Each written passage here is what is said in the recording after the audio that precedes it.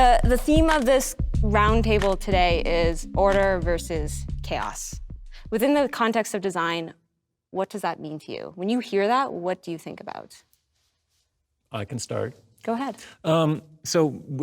In specific to design and maybe all creative work, I recently heard something that I thought was really kind of brilliant about looking at order versus chaos. And it was, as a designer, as a creative, are you an architect or are you a gardener? And the architect is the person who, for instance, plans out the whole poster in advance and says, you know, the type is going to go here and the image is going to be this, and everything is completely sketched out. And then they sit down at whatever they use, whether they do it by hand or on a computer, and then they just execute the plan. And the gardener is a person who, for instance, if you're a writer, you kind of create some characters and then you see where they go. And a lot of writers do it this way. And actually, that's the way I design. I don't sit down with a complete plan. I design, I start with a couple ideas, some notions, some research I've done. And because I do everything on a computer, I can put things in and take it back out. And I can treat it more like clay and less like I'm, like trying to make it out of marble. And if I screw up, the whole thing's a mess and I got to start over again. Yeah, I love that. I was thinking, and I was talking about this earlier, where there's a lot of designers who work on making the infrastructure of something, or they think about architecture, as in they obsess about the handrails of a building, the doorknob, the door, how one room flows into another one. But and that is really order, but there's also the other perspective of what happens in each room as the conversation that somebody's happening, how someone's experiencing the design versus the design and how it's been built. Yeah, I think it has a lot to do with what you're actually designing. I mean, what are you making, and does it need chaos or does it need order? We were talking a bit earlier about Frank Gehry buildings, and just the idea that you need order to create a structure like a building, because especially if it's a public place and people, it needs to be safe and all of those aspects of it. So there's very specific things that need to happen. But then he'll take designs and just take a piece of paper, crumple it up, throw it in the middle of the table and go, okay, I think that might be the one, right? Or sketch things really loose and then figure out how to apply the order to that chaotic element. So I don't know, it completely depends on what you want the outcome to be, whether you decide that you're gonna attack it from a chaos perspective or a, what was the other one? Order. Yeah. Something that's really interesting about that is you're talking about the inspiration process as being chaotic, but then the execution process as being order. And that, I think, is even an architect is going to potentially have that, as in there might not be a particular process that's really specific for getting excited or inspired to make something, and you can go as wide as you need to while you're brainstorming. Maybe it's sketching, maybe it's reading something, it could be literally anything, and then eventually you have to distill it into that thing that you're going to make. I feel like Gehry is a good example, or maybe a questionable example, because the outside of his buildings are so amazing, right? And it really is the crumpled piece of paper or the thing where he just draws like this for a while, and I was like, oh yeah, that's cool. But then you go in one and it's a fairly standard building, right? It's got stairs, it's got handrails, and sure, it might have some cool vaulted spaces or some water feature or something, but the rest of the space doesn't really match the outside. And it seems like almost like two different design teams, which you might have. It's like, all right, I'm the guy who does the paper crumpling, and then we're going to pass it off to the engineers who are going to figure out how to make this thing stand up, for one, which has got to be really hard. And then we're going to figure out how to make the people fit in the space. I was just at the Yves Saint Laurent museum that he did in Paris, and it was the outside looks one way, but then the inside is like, oh, it's kind of a big square gallery space. Okay, like I get it. And so maybe that contains both. I think that's an interesting idea, right? Are order and chaos at opposing ends? Or does great design have a balance of both? And is it on a continuum? And does it change how much of each is present? I think that's a lot of the role of a good UX designer, a good product designer, is to take that chaos and take something that's quite complex and challenging, and then to simplify it down into something that's quite ordered and quite simple for the end user. So there's a lot of chaos and thinking that goes into it, but then at the end it's something that's quite simple and orderly. I think I have maybe a slightly different take on chaos, because I come from a research background, and I had done research in chaos theory and nonlinear dynamic systems. And I think of chaos as systems that self-organize and patterns which emerge from the behavior of that system. And so I think about products as sort of the order, the structure is that we're defining a space in which things may occur, like the garden or like the building, but that we're not defining all of those things that happen. We're just saying, here's a container, here's a basic set of rules, now go and do something. Because if we try to design products where we control what people can do and how they do it, then there's no creativity in their use. There's no engagement between them and that product. They're bound by the order of that system. Whereas if we say, here's a playground to have fun, that's what kids do, right? It's like, I don't have to be on the swing and I don't have to treat the swing as a swing. And so I think when the products are about delivering potential for people and giving them the opportunity to do things that you did not foresee, things that you didn't plan for, but which are still capable. I feel like the gardening metaphor relies on order. It's still not chaotic. Like you're not gardening if you don't have a plot of land that you're working. You create order eventually out of it, but I think it's more of like an organic growth as opposed to a plan. And say going in with a plan, you just sort of see how the plants start to do and you sort of work it from there. Oh, I was thinking like like you'd have a planter or you'd have like a piece of land that you're gardening. Like you're starting from some structured space and then you're seeing what grows from it. Which I think is for my design process is like necessary, is I need those constraints. I need those impositions that order creates to then be chaotic within. If I'm just chaotic without bounds, then I create nothing probably. Sure, yeah, I mean, design is always pushing up against its restraints and using the restraints as almost as an inspiration. It's like, oh, I only have 2 colors to work with. What can I do with that? Or it's really small, what can I do with something that's really small? And it actually makes you be far more creative than if you just have carte blanche when you just throw everything in there and it winds up looking like trash. For sure. Yeah, I need those self-imposed constraints. Like I cannot work without them. Yeah, I'm the same way, actually. It also entirely depends what you're making, right? I think that you're talking about making a product that users can experience in so many different ways, and we want them to experience it as a playground and discover the swing set is not necessarily a swing set, but maybe you're creating a political poster or you're creating something for a specific campaign, and you really want someone to get the very specific message out of it. That's 2 different things, right? Sometimes you want to funnel somebody into something exact, and sometimes you want to be able to create an experience that they can go wide with. It's funny because I don't see them as like black or white. It's definitely not something where like I feel like I need to choose. My brain tends to work in like I'm like it's orderly chaos. Like I'm able to take a lot of different things and then able to implement it. And really, depending on the project or the company, I found myself either like swinging the pendulum either more into the chaos realm or finding order to like make whatever it is that is being asked of me. But I don't think I need to choose. I think if you end up doing like one thing one way, you may get stuck. It's good to be open. And I think that goes even into the process of creating design, because as a design manager, sometimes people ask me, so what's the best process for creating and what's the best process for creativity? But it's very situational depending on the team, the product lifecycle, the type of product you're trying to build. There are very structured ways of doing design sprints, or sometimes beautiful things come out of this chaos or very unstructured brainstorming moment. Is there a predictable and repeatable process that anyone can do and the output is great design? No. Or is that a convenient fiction, and is the design process or approach inherently chaotic and messy and unpredictable? You said no.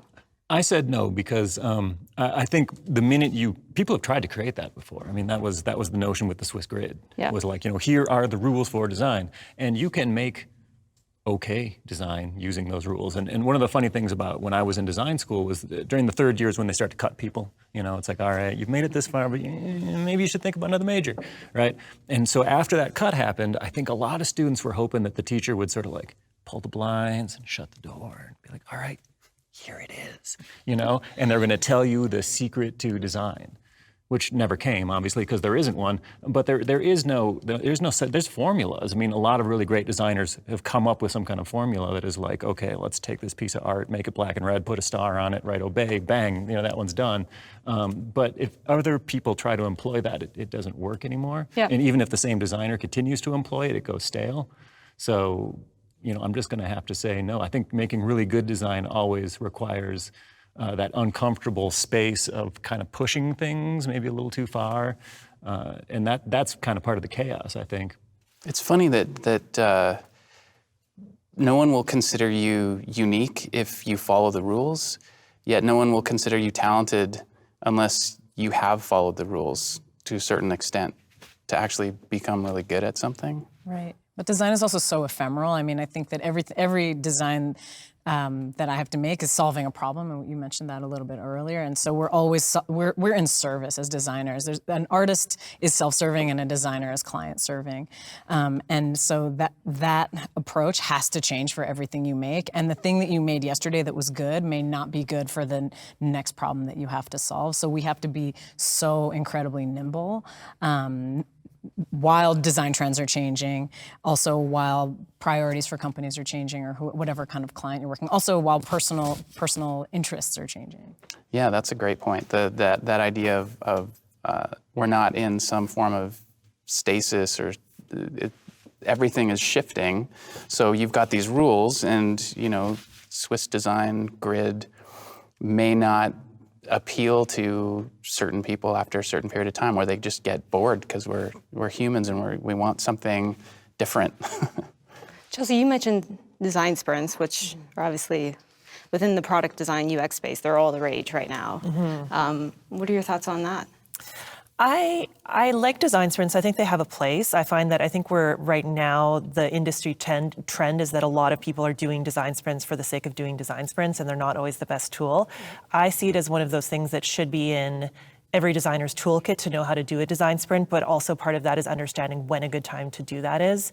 It's very situational depending on if you're doing a 0 to 1 product, if you're coming up with something new. Design sprints work very well, I find, when you have a well-defined problem, but sometimes you need to have other processes to even identify what the right problem to solve is. And you need the right client too, right? Like you need the right client engagement or third-party engagement for it to also work. Yeah, and it depends if you're an in-house team or if you're, leading the roadmap. It really is so dependent on the situation and the people you're working with, because you do need buy-in. If you're working within a traditional product team, I think it's super important to have the entire engineering and product team bought into it. But if you're in an agency, it's a completely different situation. I don't know if you find this at Facebook, but at Shopify, I found that order almost eats into the creativity a little bit. So we have product roadmaps in front of us. Our designers have year out scheduling that they know that they're going to be designing towards. They're not necessarily scheduling, they're not necessarily hitting targets, but they know what they're designing. And so what that means is that the things that they design are iterative. They're constantly working kind of off the previous thing. And what that means is there's not a lot of space for conceptual thinking or what else could this be? And so the longer we work on something, the harder it is to change it, which I think is one of the fantastic things about chaos, is that change is just kind of coming always. But we tend to be way too ordered in our design process. And this is actually one of the things I really love design sprints for, is if we treat them as conceptual thinking spaces. It's we have a specific problem. What can we do within this design sprint to think about all of the different ways to solve it? Then at least you can use that to feed your iterative process, as opposed to just kind of working away. Yeah, and the process for doing a product that's incremental and in growth mode is going to be so different from an incubation team or a concept team that's coming up with new ideas. So I find there's no one size fits all, and it depends on the individual designers, the seniority of the team, the makeup of those individual designers, what their strengths are. So I think that's an interesting point, and you talked about high growth, and when I think about a high growth company, Shopify comes to mind. Yeah, it's been crazy. Chaotic. Yeah, chaos. How has that been an input into your process and how you work as a designer and a design team there? It's funny because it's hard to think of anything being any different. It's been 3.5 years now. I joined, we were maybe, I think 35 designers when I joined. There were no leads, there was just kind of directors in each office that everybody reported to, which didn't work. Don't do that. And now we're just about 400 UXers, I think. So that's design, front-end development, content strategy, research.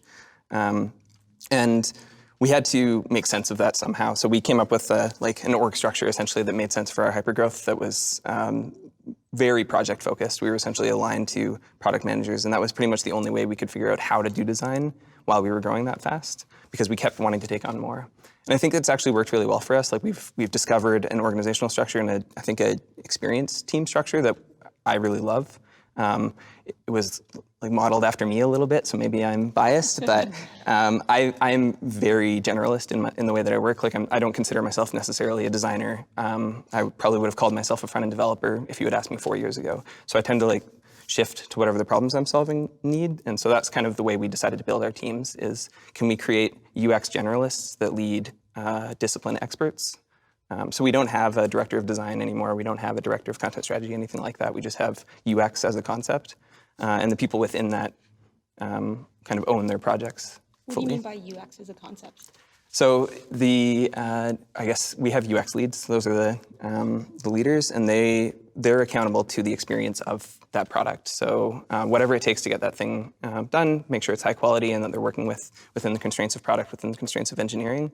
That's the UX lead's responsibility. And so they're representing content, research, design, front-end development on their projects. But that kind of helped us harness like all of the growth of the different teams, and it also helped it make it easier for us to grow in sequence. So it was when I joined at the time, we were hiring way more designers than we were other disciplines. We needed those other disciplines to have a seat at the table.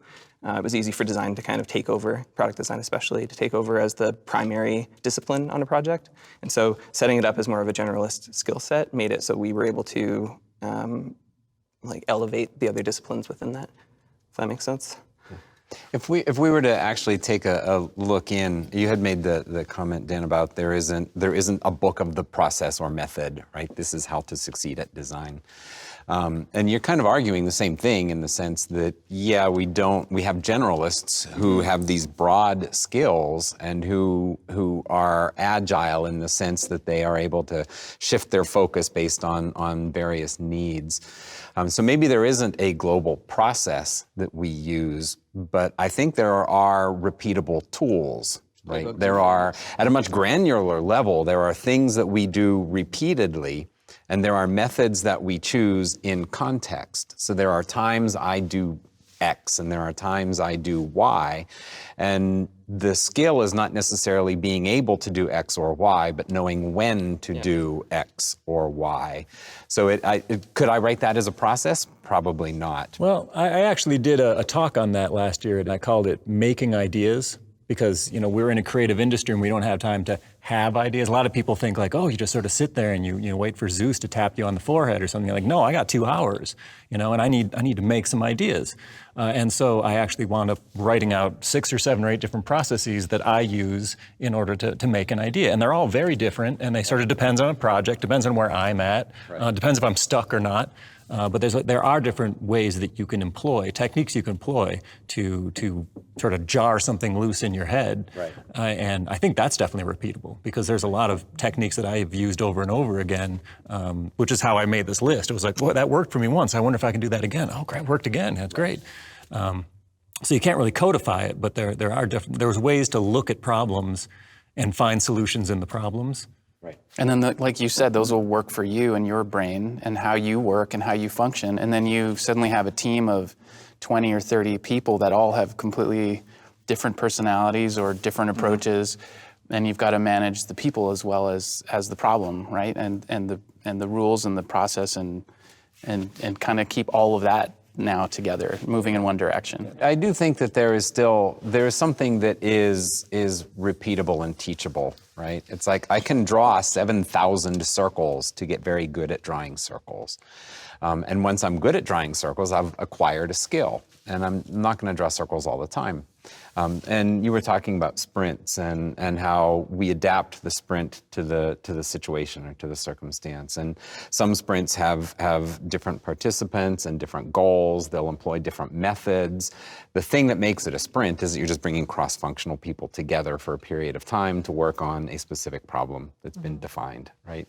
But you don't always do the same thing in the same sequence for the same proportion of time each time.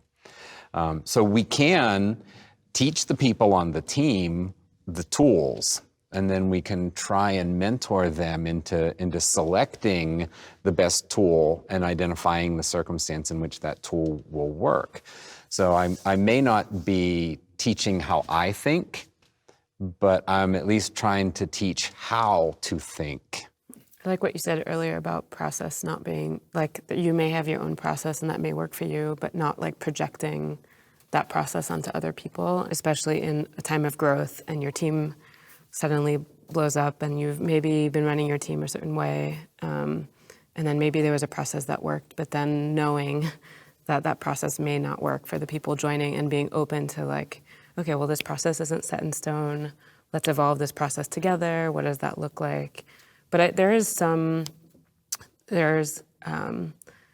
nice about like coming up with a process together as a team and then like empowering people to have a say in that process, no matter your level, no matter if you're in charge or whatever that looks like, and then them feeling like they're part of that growth or that like that push forward. There is something nice about having some process, even if to some other people it doesn't seem like an orderly process. There's maybe just, again, like that framework and how people may work, and it keeps people kind of together moving in some kind of direction. And I think having that shared language means you can like understand what other teams are doing. So it's almost like more of a translation framework than anything else. It's like if you all have the same tools that you're using to do the process, but maybe you do them in a different order, use them for slightly different things, someone else coming in or looking at your project from the outside can understand like why you're doing what you're doing, even if you're not doing it the same way they would. I think that point of empowerment is so important for myself as a teacher and also running a team. I don't want to just be like, this is the thing that's worked for me, so now we all have to jam into it. It's almost like if you're in a room and the room is really dark and you're like, well, I know where the light switch is. I could just go turn the light on, but instead you have to figure out a way to be like, it's really dark in here. Can you go figure out where the light switch is? And really allowing somebody to use whatever it is that they would to get to there can be challenging when you know exactly where the light, you know, or at least you have an instinct where the light switch is, to bring people on board. And I think that that's something that so much is what is about managing people, which can be unattractive sometimes. Keep them in the dark. I'm sitting in the dark, just somebody turn the light on. Well, the interesting thing about design is that there are multiple solutions to the same problem. And they can all be just as good or just as bad, or you can rank them or whatever. And I always say, like, it's like being in the middle of a swimming pool and your job is to swim to the edge of the pool. There's a lot of edges to the pool, and any one of those edges is fine once you get out, once you crawl out of the pool and stop drowning. So there's just so many different tacts you can take that's why it's impossible to have like a rule or a way this needs to be or something, because it's like, well, here comes somebody else and says, no, I'm not going to do it that way. I'm going to do it this way. And it's going to be fantastic. I think that's the danger of tradition too, where so many people are attached to a decided model of what is good or what is successful. And I'm speaking specifically about aesthetics, but it could be functionality also, where people get really attached to that, and it goes back to design being really ephemeral and how we're servicing so many different people, and it can make for a very smaller point of view where you're like, oh, well, this is the way I'm going to swim to the edge of the pool, but who even knows what shape it is entirely? To speak about like having a lot of process, one thing I learned, I was at Amazon for over 4 years, and they have a lot of process and very specific processes, and some they call them peculiar processes that when you're new to the company, it seems very strange and unlike anything I've ever done before. But one thing that's interesting is that it's not always perfect. Sometimes those processes don't create the best solutions, but it's very, very efficient. And Amazon has been very successful. And I personally think a lot of it has to do with having that very unified way of doing things, that you come in and you learn how to do it, and every single team does things the same way. So it was interesting working there to see that even though it was just as imperfect as having a very, maybe more chaotic process, it's very efficient and a great way to get things done. So there was a particular outcome. I mean, a lot of the examples we've talked about have all been very outcome driven, right? Get to the side of the pool. I don't care if you doggy paddle or backstroke or swim underwater, just find an edge and go there.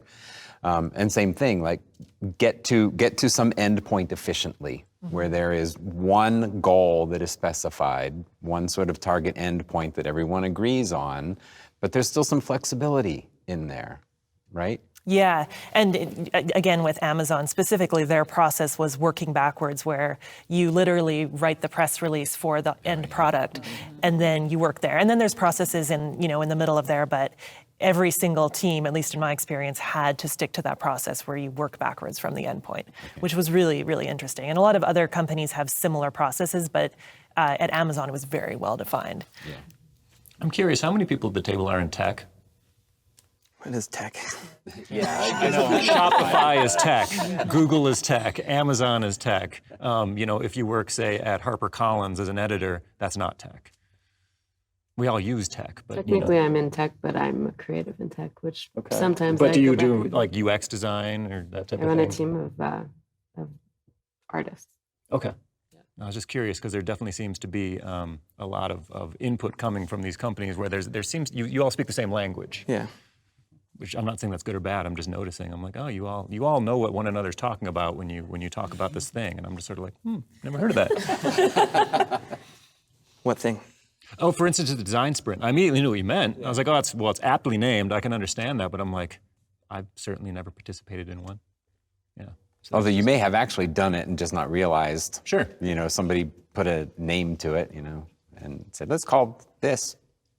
No, I used to live and work in San Francisco, and it was a very insular tech market, and technology just was like a dome over the entire city, and so everybody lived in this little bubble. Even if you were a baker, all the people that came to your bakery worked in tech. Yeah. And so all the graphic design I did there, all my clients were in tech, all the output we did was in tech. But once I left, it was sort of like Logan's Run when they leave the little bubble, and they're like, oh man, there's a whole world out here.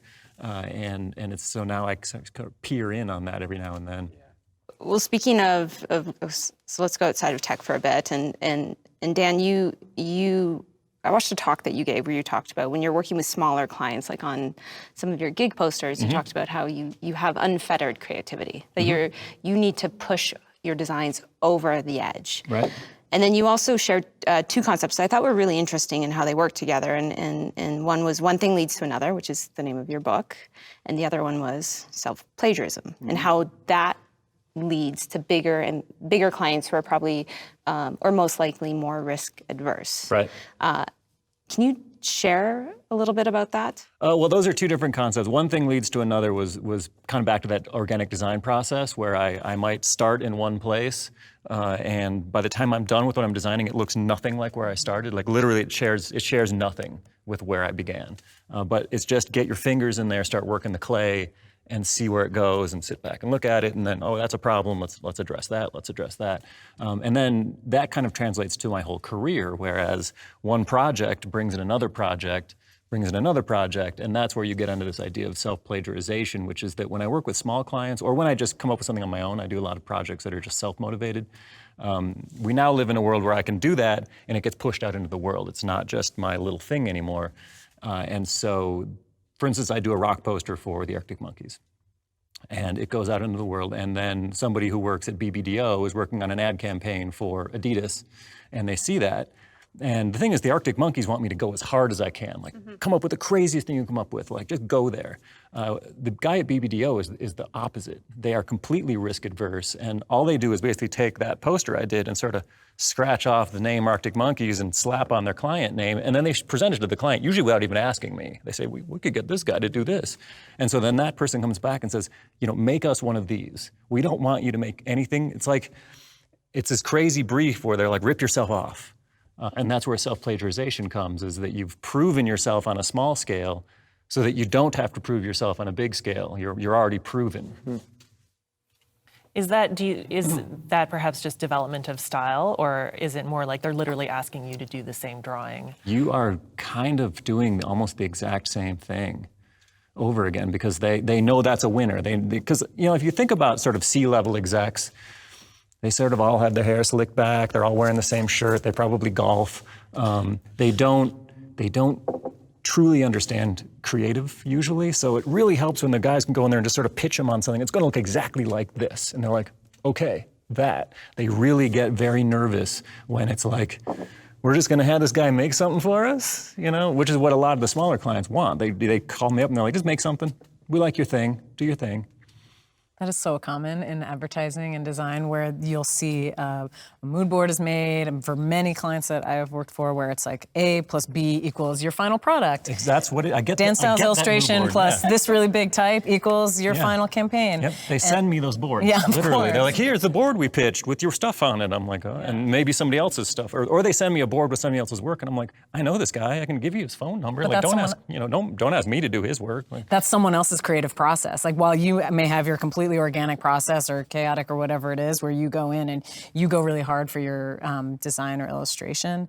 On the other side of it, in the middle somewhere of like of maybe, this is not reducing your process, but in the middle of, the big client company campaign, someone else's process is, okay, cool, I'm going to take this, add this, and now we have something else. I think we've all been there, right? Where somebody has been like, I just want this. Just make it like this. Just draw it for me. Yeah, like here's the drawing. Can you just like use Photoshop and like make my drawing? You know. Yeah. It's that like literal interpretation where they're like, oh, well, because they've done this before, they can do it faster. And that's the order coming into the chaos element. You sort of start with this chaotic idea, or it might just be an artistic impulse, and you're building on something where you don't have any restrictions. And then someone else sees it and says, that would fit in with this thing that I would like to create that has more order to it. And then they try to kind of mash them together. But I think it's funny that this idea of like chaos versus order, that order tends to come out of the chaos somehow with human beings especially. It's interesting how we tend toward order. After we get something and people are, oh, I really love that. Well, what was the process? well, I did this, this, and this. Well, maybe you can reproduce it. It's very interesting. I'm noticing that in tech right now with illustration. There's a illustration style. Facebook has it, Shopify. There's, this attempt to try and like humanize the product and like draw like characters. Are those the little pictures when things go wrong? There's like 4 places you can use illustration in a product. There's a role of illustration in the product. I mean, depending on where you work, but it's interesting to see that like once like whether it's a big tech client or whatever puts out an illustration style, then you start to see these like trends pop up because it's not an easy thing, especially at scale. But it's been interesting to watch. Well, somebody always spearheads that. For instance, Target every time Target makes a big ad campaign around the holidays, suddenly Sears and JCPenney and everybody else, all their stuff just gets behind that spear point and says, okay, here's the new style. And I'm not talking necessarily the style of clothing that they sell, it's the actual advertising style, whether it's jump cuts this year, or we're gonna take a camera and spin it around the room and there's gonna be people with our products, whatever it is, everybody starts making knockoffs of that style because somebody was brave enough to get out there and do it first and sort of take the risk. And then all these companies that are risk adverse are like, well, we're gonna get on that train. And that happens with everything. And I think we talked about this earlier with aesthetic styles, these trends of styles, they sweep through Instagram. Somebody starts making really cool cat pictures in a certain way, and suddenly every student on earth is like, I can do that again. But that homogeny comes from people knowing that it's successful. And again, I think that's also incredibly dangerous, where people know, oh, this looked good, so I can make this and know that people will like it, someone will buy a thing, people will go to the show, whatever it is. Yeah, it's really scary. It's like everybody wants to be the first mover, but nobody wants to move first. Right. Right. Except for Nike. They all sort of idolize the fast follower position. Right. It's like there's a small number that move first, and then a bunch that trail quickly. Right. The trend spotters sit there waiting, Right. for that next big thing, and then they just dive all over it. With their meme apps. Is it always this? That's how trends happen too. I mean, in New York last night, I also do fashion design. I was talking about predicting trends, and I did some work in AI predicting fashion and AI trying to understand what's fashionable. And it's a really challenging problem because it's very trend focused. So something will happen, it'll be a celebrity or something online, some outlier, and then everything follows, and then it's this continual cycle. And it's a really challenging problem to solve, and that's why I think some of these big companies have to be very reactive and slow to move to it, because I think if these big risk-averse companies could get ahead of it and predict what's going to be trendy, they would. But they can't, because it comes from those creative influences that are pushing the boundary, and sometimes in very unexpected areas too. Right. Problems that have been solved in one context don't guarantee that solution will work in another. And so when we have the copying that happens, some of those ads, Target comes out first with an ad that has a particular videography style, and a dozen other companies come out copying it, and only 6 of them do a good ad, and the other 6 are knockoffs, right? And it backfires on them.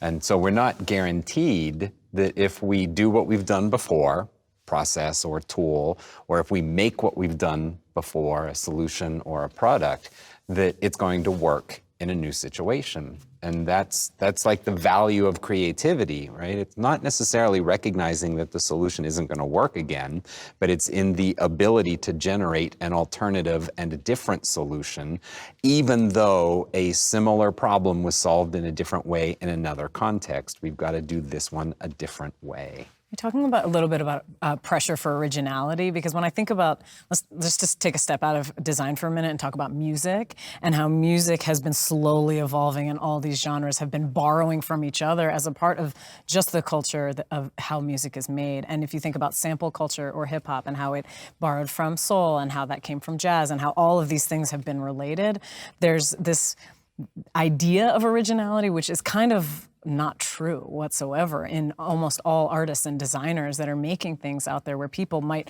have a point of view, or yeah, maybe I have an illustration style, but it also still references someone who referenced somebody else who referenced someone else. Just these days, I think it is so obfuscated, and it is easy to get really quickly away from the reference, because a lot of people who are borrowing things might not even know, oh, that was a Dan Stiles illustration that I saw, or oh, that was a Braulio piece or Dia or something. That was just something cool I saw on the internet, and they lose the context, which I think really creates very shallow design now, which is why when people copy something, sometimes it is not as successful as the thing that was previous to it. Not to say that in music or in design, when you're borrowing, it can't be building upon it being becomes greater. a pastiche. It's just this like sort of bad holding up a funhouse mirror to the original. I look at, in music, for instance, I look at it as, are you a taker or are you a maker, right? Because you're right, everybody came from somewhere, and everybody loves Prince, or everybody, they have these references that they pull in, but are they doing something, are they taking the references and doing something with it, or are they simply trying their best to write another Prince song? Right. Because, Prince is a great example. You can actually just sort of listen to one of the songs and be like, yeah, he likes funk. He's got some rock guitar background, a little bit of, a disco beat. Like you can actually sort of go down all his pieces, but you can never find write. his toolbox. Right, you could never really write a Prince song, and if you did, it would be a pale comparison. Right. Whereas, one of my favorite examples is, Vanilla Ice. He was the guy that got busted at the end of sample culture, right? Like there was about a 5-year zone where anybody could kind of sample anything and get away with it. Paul's Boutique was a sampling masterpiece, but Vanilla Ice was a guy who got caught holding the bag. And there's probably a lot of reasons for that, but one of them was that it was just such a blatant and ugly ripoff. Like he didn't make, he just took. And there seems to be this pressure from companies and businesses that they seem to have no problem borrowing from other people, and everybody wants to look like Apple, right? And everybody within digital and web, right? We're all copying each other, and we're all following the same trends, whether it's skeuomorphism to flat design, and now we're in semi-flat design. Are we losing an ability to be more expressive with our work? Are we missing that opportunity to stand out, to really try something different? I mean, we're all guilty of it. I think there's some companies, there are some brands who are able to establish as part of their identity that they are non-conforming. And so years ago, Burton Snowboards, I think, was a really good example of this, because they changed their logo with outside artists like on a weekly basis. And when you went to their site, or when you saw their print ads, there was nothing uniquely identifiable Burton about anything that came out for them. It was like the only thing that you knew was somewhere in there is the word Burton.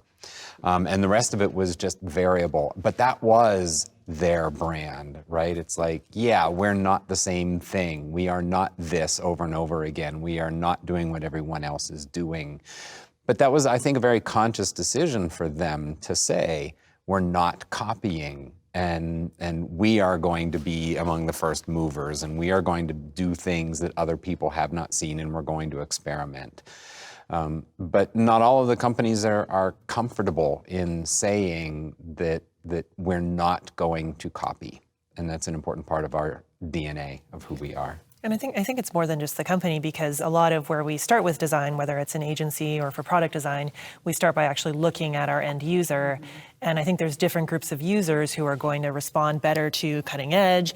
And then there's some products and some users that you don't want to take risks. I mean, if you're doing design for healthcare, you don't want to do something edgy. Every pixel needs to signal trust and integrity, whereas there's some products like apparel or a lot of different categories where you can do something bold and risky, and that's really appealing too. Yeah, I don't want my banking app to be an experimental performance art, right? I need to be very, very safe and secure that I know how much money I have and that it will still be there tomorrow.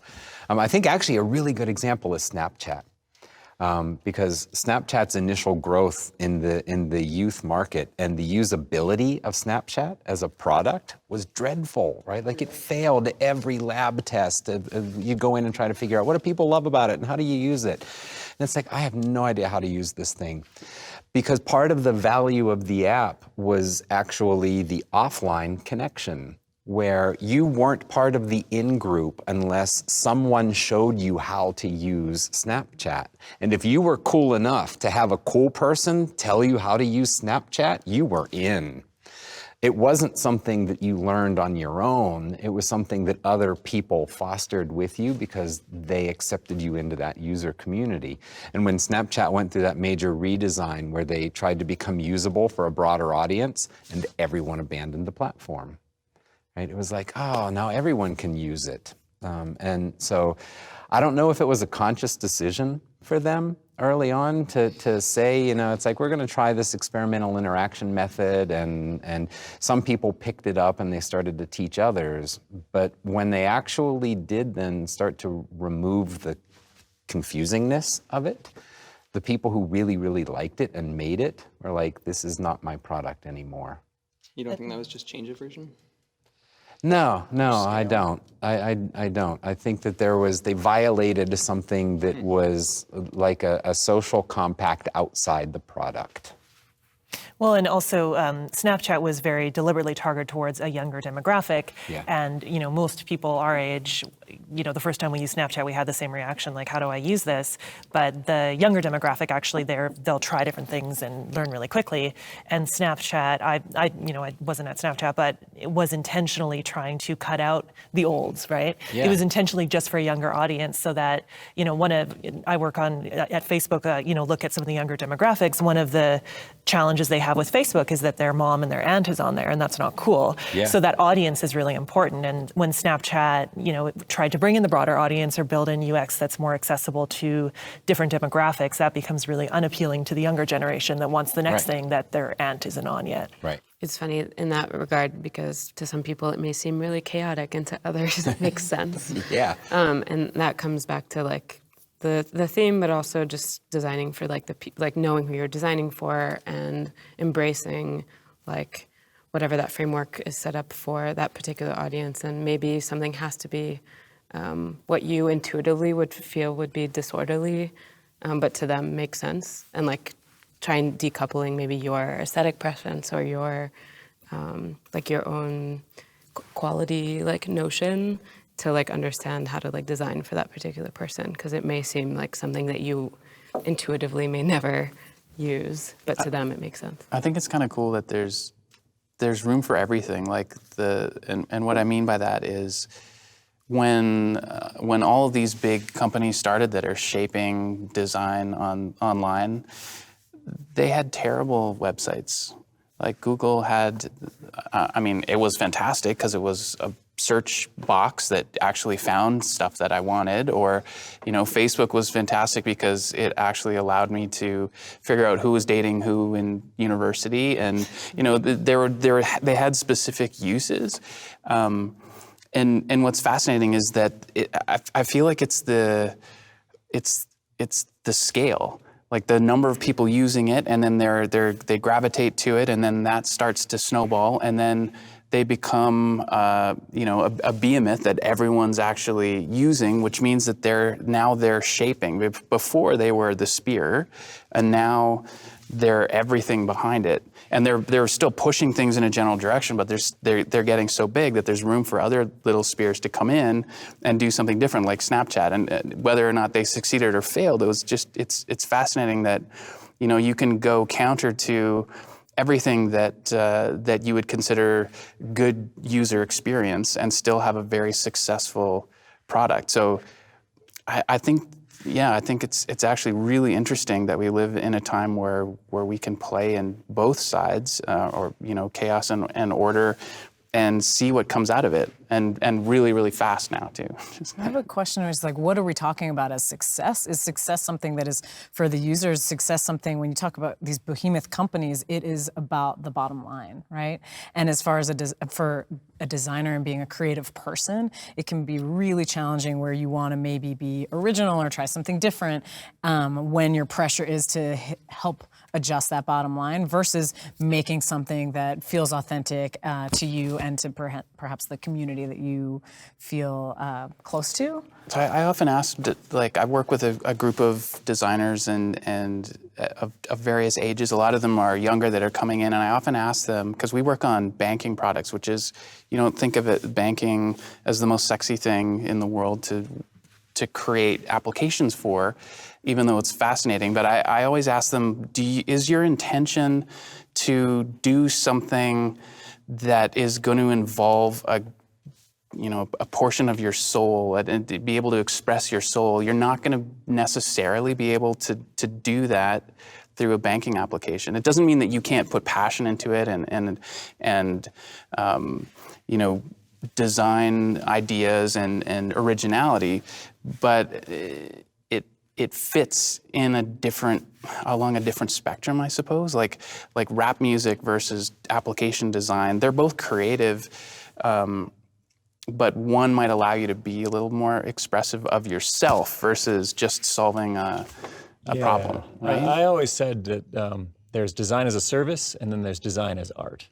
And I think a lot of, 99% of what's out there that employs people is just design as a service. Somebody needs an app, or somebody needs a website, or somebody needs a brochure.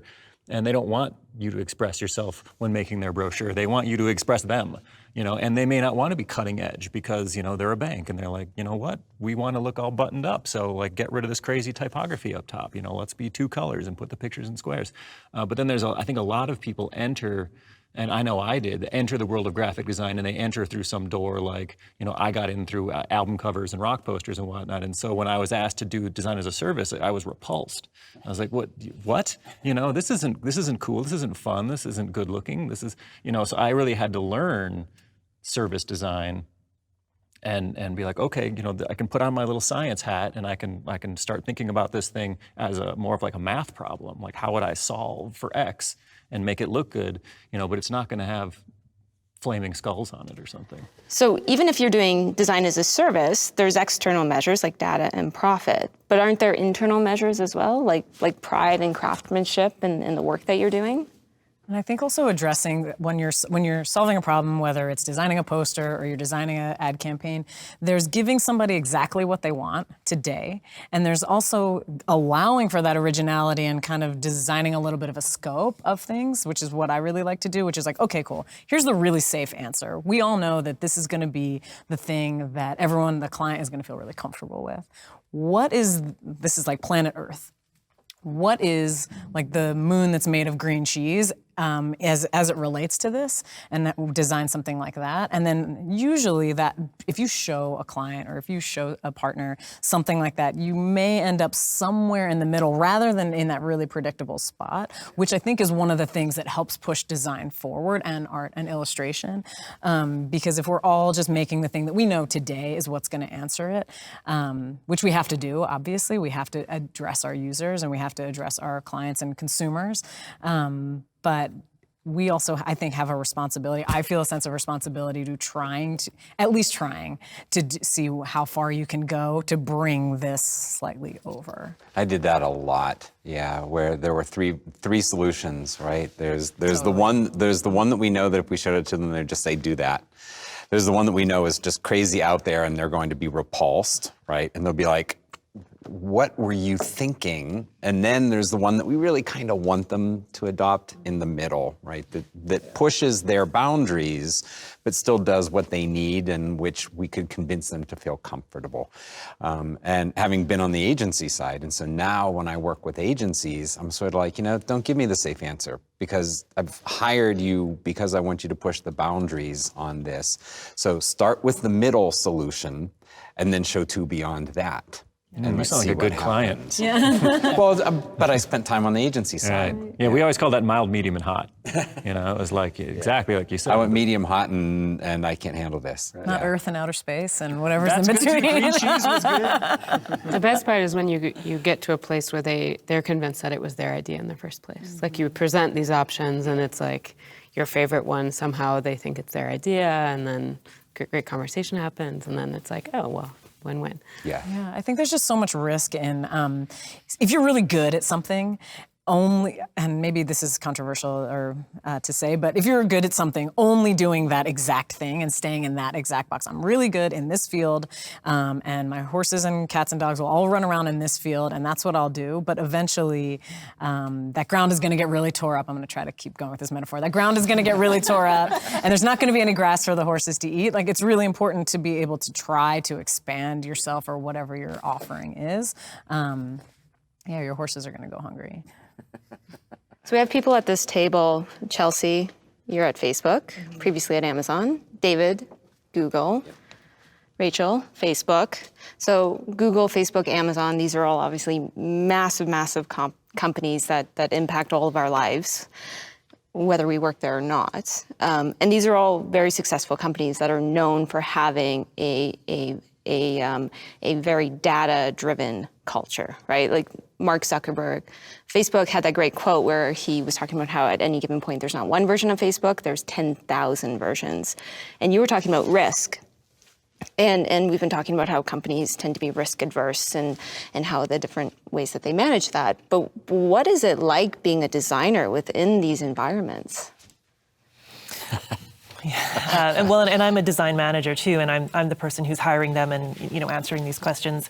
I think that's the role of leadership, and I think all of those companies will bring in leaders who understand that tension between, and maybe this is the chaos and the order, the risks, because you can do things that are bold and out there, but it's going to be a risk, and that is something that could lose a lot of money. It's something that could be massively successful.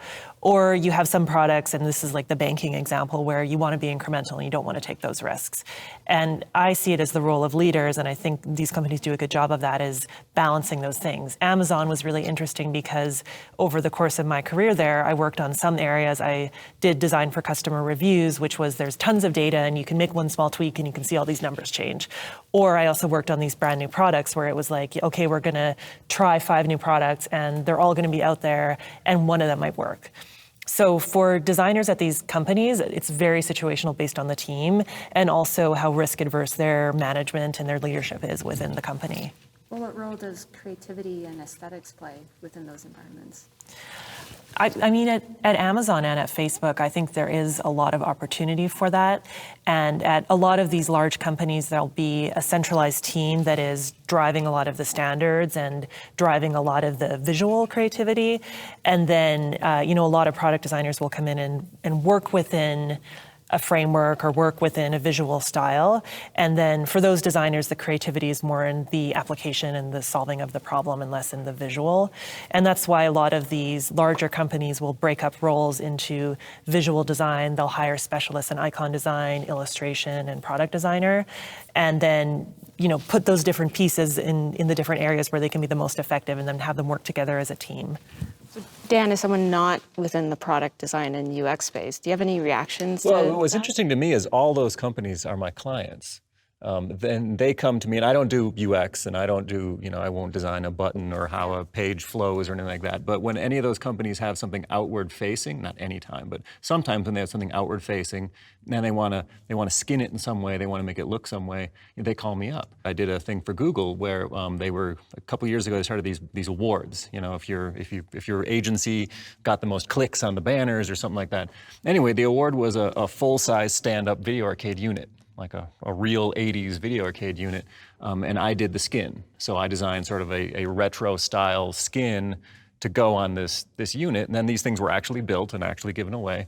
And so that's my interaction with these companies, is that they come to me when they want something that's maybe outside of the realm of what they can do in-house or what they want to do in-house. Or they take your poster and Well, and that's where it comes from. They're like, hey, this poster's got an astronaut on it. What if we and that's exactly what happened. Yeah. This inspired that.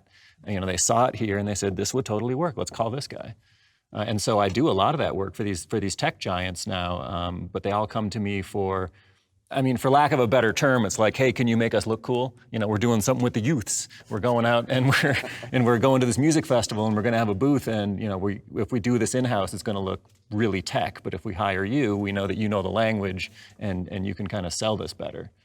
But I wouldn't paint the picture of all designers within tech lacking that creativity and being completely. I'm not saying they lack conformist. creativity. I'm just saying that if everybody in there is busy working on UI, they probably don't have time to work on an ad campaign for Austin City Limits. Yeah, and that is where a lot of the companies will have specialists, and they'll have internal, at Amazon there were, and at Facebook there's internal marketing design teams, and there's internal product design teams. So it's often, and then they'll bring in agencies when they need to do more work. So it's a bit of a different model. But in the tech companies I've worked at, there are also internal agencies that will do a lot of the creative and interesting work. I know Facebook has an entire internal screen printing company that just makes cool stuff that goes around the building, right? That's awesome. Yeah. Wait. That is true? Analog That's Research true. Lab. Yeah, Analog Research Lab. Yeah. And Nike, a friend of mine who works at Nike, Andrew, just started a similar thing at Nike where he runs the screen printing company within Nike. And they do stuff that works on the shoes. So like, hey, what if we screen print this thing on the side? Will that work? So they do a lot of that, but they also do a lot of just like, hey, let's make some big crazy posters and hang them around campus or things like that. So I'm not saying they don't support creativity, but my role, anytime they come to me, is they don't ask me to design user interfaces. And that's not what they're coming to me for. I think so. I'm actually part of the team at Facebook running. I was telling you earlier that I run a team of artists. It's because it's actually quite new. There's been a creative culture inherently at Facebook for clearly several years, often driven by probably product designers. But over the last 2.5 years or so, we've tried kind of a few things in terms of building out an internal team made up of animators, illustrators. Some may have graphic design in their blood, but they were essentially there to work as an artist in tech, which conceptually is very new. And often it's been interesting to watch the evolution over time, because I've watched artists kind of try and figure out are they themselves at the office? Do they are they allowed to kind of push on their own style while working at this company, or do they have to adapt to say there's a Facebook illustration style and maybe they have to work in that style, and how do they then feel like they're able to contribute in their own way, in their own style, or find creative outlets outside of work to maybe fulfill them in that scenario. But that tension does exist, because at the end of the day, we hired them for their particular style, but also to maybe embrace whatever that style is at that time, and then maybe find a bit of both. But that conceptually, and I don't know about other companies. I'm sure there's in-house art and animation teams at these other companies that you mentioned. But to me, it's still very new. It'd be interesting to see 10 years from now where that goes. Well, and even as a field, product design is very new, because the market has taken it where UX design and app development is now really important, and there's a lot of jobs. But what I've seen be really interesting is even the difference in backgrounds, because a lot of the my generation or previous generation of people who are now product designers come from very mixed backgrounds of artists. I mean, I went to an art school here in Calgary, of writers, all sorts of different backgrounds. But now the colleges are building these programs that are very specific for interaction design and very specific for product design. And that is where I feel like there may be a little bit of that creativity being lost, because I'm seeing this new generation of designers being trained for a very specific thing, which isn't bad, but sometimes I think that the schools are leaning a little bit too much into what is there going to be a job for, as opposed to how do we create really creative people who are going to be able to adapt with the market and be able to be creative in any type of scenario. Right. It's again the difference between what's going to land right now and today, or what's going to sort of like tickle the imagination a little bit, being able to be more conceptual with this sort of thing and create something different. It's interesting that you say that because I've noticed, so the org that I'm part of now, we're part of design, like product design. So we're asking these artists that maybe in a previous life were like freelance artists, did work for kind of themselves, to be like designers, which to me it's like one and the same, except what you notice is that they're like, the way that they work is that they're not necessarily problem solvers. They're like getting a brief and then executing this thing. And so again, that like figuring out these like hybrid roles almost, like you almost want to be more of a generalist, even if you have this like these specializations in their craft, so to be able to be, at least in tech, of what I've seen. Yeah, I do kind of, so I started a long time ago, like 22 years ago. And the people who started doing this type of thing in 96, 97, I think one of the common traits that they had was that they were fascinated by a whole new problem space, and they were seeking the opportunities to be adaptive. And a lot of the training programs, a lot of the schools that are focused on interaction design and product design are being very tactical in their skill sets. And it's like, here's what you do, and this is how you get a paycheck. Whereas 25 years ago, the people were like, this is a wild set of problems. How do we define this? And let's invent what we're going to do. And maybe that first wave of people was inherently creative in a different way, you know, not creative in an illustrating way, or in a typographic way, or in an animation way, but in a how do we actually define what this stuff is kind of way, and how do we actually work here? And I've just watched us become so specialized, you know, and down to these skill sets. And you were talking about, I really don't like to assign, you know, I am designer type X sort of thing. I really like to just leave it generic, like you're a designer. Because I know interaction designers who have a thing for typography, and I work with a really cool sound designer who has an amazing sensibility for color. And so when we give them the labels, we kind of give them a task in a job, on a team, for a product, for a paycheck. And I think back around to your original question of making room and time for creativity, and how do the big companies do it? I think we do it at different levels. So in terms of experimentation with new products and new opportunities, you know, we've got labs, and Google talks all the time about the other bets, right? I mean, it's even like revenue line item. How much did the other bets make this quarter? There are other product areas that they know are completely exploratory, and they know most of them are going to fail, but every so often something cool will come out of it. And that's the, you know, we're okay with risk division. Then there are things, I think material design is another interesting example, because material design, which is crafted by a more or less centralized team, was intentionally built as a system that could be flexible. That it was not intended to be a rule-bound, restrictive, and constraining system, but one that you could try, and that they knew was going to change, and that they knew would need to expand, and that they knew people would need to use in different ways. So how do we define a system that you can actually push the boundaries on?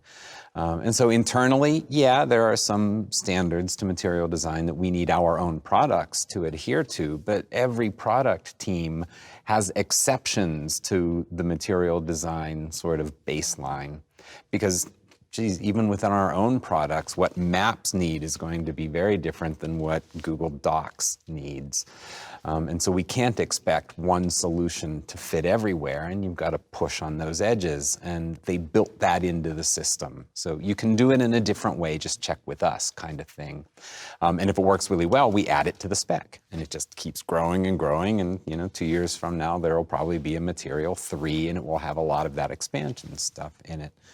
And then at the last level, I think, as I'm also a people manager, And as the leads and as the people managers, we're obligated to, I think, create space and time for our teams to have the opportunity to explore and to not be 100% focused on whatever is productive for their product.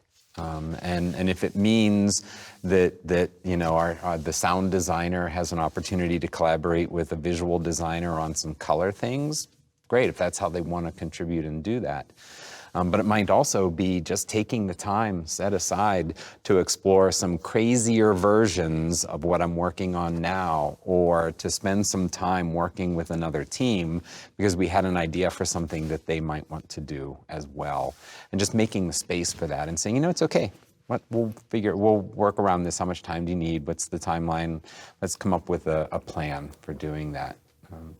Yeah, I like what you're saying, because it makes me think, we haven't talked a lot about like culture, like at work, so we talked about process, we talked about frameworks, but like if you create a culture, whether as a lead or as a peer, to like foster that creativity like inherently, so you can have projects on your plate, but then maybe make time and space to go to the screen printing lab, the analog lab. And it goes two ways. Like one is like as a leader, you want to do that for your team, but then there's almost this expectation for like everyone on the team to also create space for themselves and also, maybe push back on certain things or like have a voice. Some people like clearly more shy than others, but I think it like this like culture, like setting some kind of model for people to feel comfortable to push for that creativity. That's a critical word, right? That model. Like you can't tell people to do something. You show them that they are allowed or able or are encouraged. Yeah, like these artists that I oversee, as an example, like this analog lab, you could use at any point during your workday. And if we kind of encourage the artist to like spend time and say like, go make like a print for yourself or like a holiday card or like whatever, but if it comes from me, they'll say, oh, well, it's work related, like even if I'm like essentially pushing them to like take a day and like do their thing. So it does have to come somewhat from within, or like maybe amongst peers, a group goes and whatever, it's like outside but it's interesting because like often then there's like a trigger. Oh, well, it's work related somehow. I feel like it's a luxury of successful companies to be able to employ creative people and give them some freedom to explore. And if someone has a propensity toward animation and they're really good at it and it's something that they want to pursue, I have the luxury of going and speaking to our president and saying, can we build a video studio? And he'll say, sure. And then, that's what happened in this last case. He doesn't always say sure, but, and then suddenly we have a space where, the designers that are really into animation actually have some cool tools that they can use. And then we encourage other members of the organization to start to take advantage of that and say, well, if you need video in your next PowerPoint slide, or if you want us to add voiceover to something, we now have that capability. So it's sometimes I feel a little bit guilty about that because I've worked in many environments where that is not the case, where you're a creative person and you are nose to the ground and working 24/7 to make sure that you get something done, because otherwise that company is going to fail. And I don't think that, maybe I'm wrong. I don't know what your situation is, but we're lucky. We're lucky that we probably are going to, our companies are going to be around tomorrow and be able to continue to employ smart, creative people. And there's different definitions of creativity, because I also, always challenge people will say, I'm not creative, I'm not a creative person, I don't have an art background, but, creativity takes different forms. And I think as the field of design has brought into product design and, thinking about problem solving and less the visuals, that definition of creativity has really evolved. And that's where a lot of designers are very passionate about things that are, maybe they came into it because of the visual design, but get really excited about solving problems and thinking about strategy and thinking about scale. So it's very different ways that design has evolved and different challenges and ways of showcasing that creativity, which is really cool. For sure. Yeah, I actually think this is, like, I struggle to think of a designer at probably any of our companies that isn't creative for a living, right? That's what designers do. But I think the problem that we run into is, like, we create these frameworks for people and they're creative in a specific direction. And so, like, the analog, what is it? Research lab, analog research lab, creates avenues for people to be creative in different angles, and then hopefully take that creativity and funnel it back into their work. I think that's the thing that's really important at least in tech, is we have people narrowly applied, but that are broad thinkers in general. So if you can have a designer that can think about anything, but you have them thinking about a specific problem, they're probably fantastic at that. They probably are the best in the world at thinking about that specific problem. But that means that they're solving that problem every single day, and they don't have as many, like, different things to look at. So if we can create, what was that? I don't know, like, orthogonal, is that the right word? Orthogonal ways of looking. Orthogonal? Orthogonal. Is there a Canadian pronunciation? I've been saying project a lot for sure. If we create these, like, orthogonal ways of looking at the problems that they're solving every day, like, maybe that's where change comes from. I'm, like, not sure that uniqueness is a necessary value at least in the things that we're doing. But like you said, Rachel, solving problems for users is really difficult. Like, we are not solving problems for ourselves every day as designers. We're solving problems for the people using our products, and that's a hard place to put yourself in every single day. So you need these kind of, like, other avenues of creativity to really, really tackle that problem. Okay, I'm going to end it there because we are over time. But that was a fantastic conversation. We could keep going. We could keep going.